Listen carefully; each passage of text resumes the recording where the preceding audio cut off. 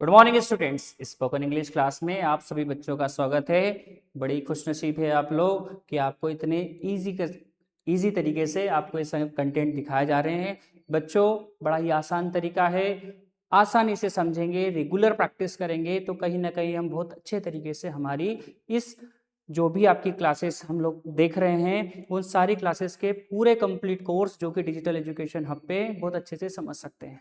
हमारा जो सीरीज चल रहा है टेंस, जो हम बात कर रहे हैं स्पोकन इंग्लिश क्लास में, तो प्यारे बच्चों हमारे चैनल्स पे ये नेक्स्ट में वीडियोस दे रहा हूँ। आपसे छोटी सी रिक्वेस्ट है, बहुत सारे अच्छे सब्सक्राइबर हम लोगों को मिल चुके हैं, बहुत अच्छे से सभी बच्चे हमारे वीडियो को फॉलो करते हैं, लेकिन ऐसे बच्चे जिन्होंने अभी तक फॉलो नहीं किया है आप जरूर इसको फॉलो करें। हम कंटिन्यू करते हैं हमारे टॉपिक को, टेंस। आप सभी बच्चे जानते हैं कि लास्ट क्लास में हमने टेंस का मीनिंग समझा। टेंस जिसका हिंदी में मतलब क्या होता है, समय, काल। ठीक है, तो समय की जरूरत क्यों लगती है? तो बच्चों, समय जीवन का बहुत महत्वपूर्ण अंग है। बिना समय के कुछ नहीं होता है। समय अच्छा होता है, समय बुरा होता है, ये जनरल बातें हो गई। लेकिन बच्चों, आपका जो समय होता है, सब आपका समय के मतलब सब्जेक्ट का जो समय होता है, सब्जेक्ट मतलब कर्ता, कर्ता का जो समय होता है वह क्रिया कब करता है, मतलब किस समय पर करता है, ये बढ़िया इंपॉर्टेंट पॉइंट्स है। ठीक है, तो टेंस आने का मतलब क्यों था? क्योंकि कोई भी सब्जेक्ट, कोई भी कर्ता, ही हो, शी हो, इट हो, नेम हो, आई हो, वी हो, यू हो, दे है, कोई भी सब्जेक्ट हो, राम हो, श्याम हो, मोहन हो, गीता हो, सीता हो, कोई भी सब्जेक्ट हो, वो कुछ ना कुछ करेगा। या तो वो नाचेगा, या वो गाएगा, या खाएगा, या पिएगा, वो चलेगा, या दौड़ेगा, कुछ भी करेगा। तो जब वो कुछ भी करेगा तो वो किस समय पर करेगा, ये इंपॉर्टेंट है। तो वो समय पर करने के लिए हमारे पास क्या आ गया? टेंस आ गया कि भाई आप कोई काम कर रहे हो, वो कब कर रहे हो। जैसे हम टेंस पढ़ रहे थे, अब थे आ गया, पुरानी बातें आ गई। हम टेंस पढ़ रहे हैं, अभी की बात आई। हम टेंस पढ़ रहे होंगे। ठीक है, तो यहां पर हमारी बात कर रही, हम वी की बात की जा रही है। वी एक सब्जेक्ट है जो हमेशा पढ़ने का काम कर रहा है, लेकिन तीनों में समय अलग अलग है। तो अलग अलग समय के आधार पर हम लोगों ने क्या कर दिया गया है, अलग अलग टेंस बना दिए गया। ठीक है, तो यहाँ से टेंस क्लियर हुआ।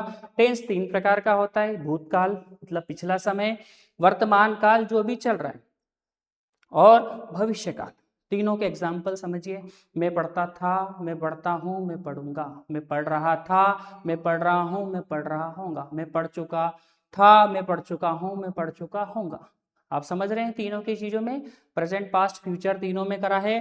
प्रेजेंट का मतलब क्या होता है? वर्तमान काल। पास्ट का मतलब होता है भूतकाल, और फ्यूचर का मतलब होता है भविष्य काल। तीनों समय जब आपको बच्चों पता चल जाएगा तो तीन चीजें और वो बड़ी अच्छी सी इंटरेस्टिंग है जिसको अपने को ध्यान रखना है। पहली चीज होती है, इसके सब पार्ट की हम बात करना चाह रहे हैं। पहला होता है इंडेफिनेट। इंडेफिनेट का इनमें मतलब होता है अनिश्चितता, जहां पर कुछ भी निश्चित नहीं है, जहां निश्चितता नहीं है। और ये जुड़ा हुआ है कर्ता की हैबिट से, है ना, बहुत सारी चीजें हैबिट से भी जुड़ी हुई है। तो अगर ये दोनों चीजें आती है तो ऐसे पार्ट को हमने लिए गए इंडेफिनेट की कैटेगरीज में।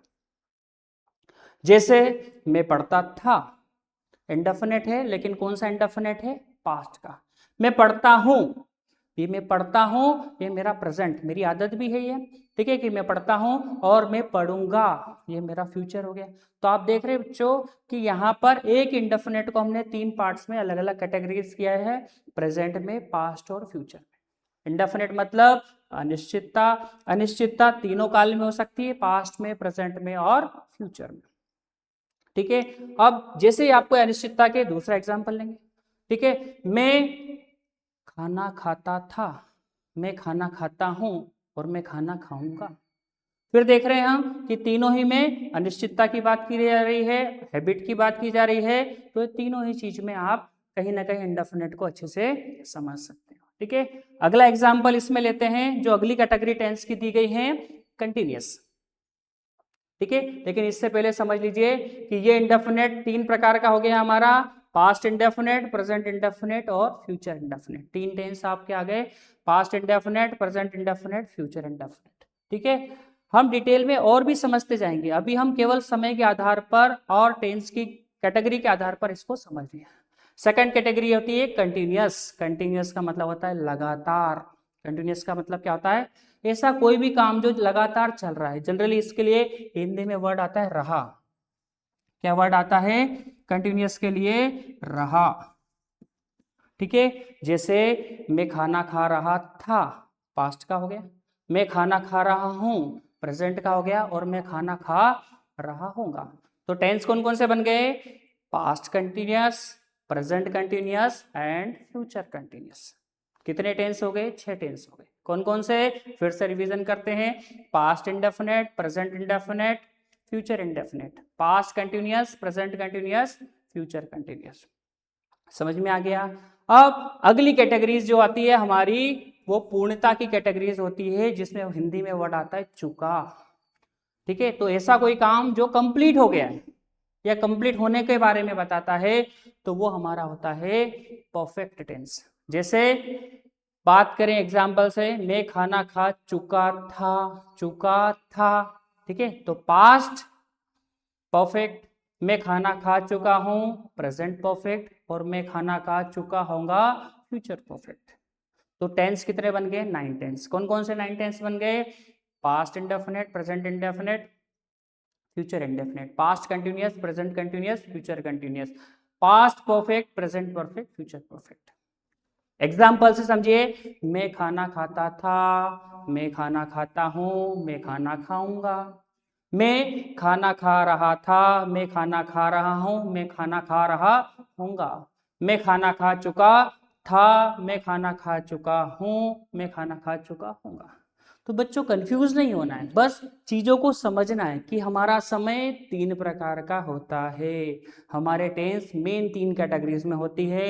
एक होती है इंडेफिनिट, दूसरा कंटिन्यूअस और तीसरा परफेक्ट। फोर्थ पे अभी जाने की बात नहीं कर रहे हैं, क्योंकि हम स्पोकन क्लास की बात कर रहे हैं, जिसमें फोर्थ का यूज़ बहुत कम किया जाता है। राइट, तो इन 3 कैटेगरी से हम 9 टेंस के बारे में ही पूरे सेशंस में पढ़ेंगे। बस आज से आपको एक छोटा सा काम करना है। आप जो भी कुछ कर रहे हैं उसमें पहचान करने की कोशिश कीजिए कि ये कौन से टेंस का वाक्य मैं बोल रहा हूँ। बस इतना करेंगे तो डेफिनेटली आपका माइंड सेटअप होगा हमारे टेंस के अकॉर्डिंग, और बहुत जल्दी हम इंग्लिश बोलने लगेंगे। फिर भी आपको कुछ डाउट लगता है तो आप कमेंट सेक्शंस में मुझे ज़रूर बताइए। Thank you.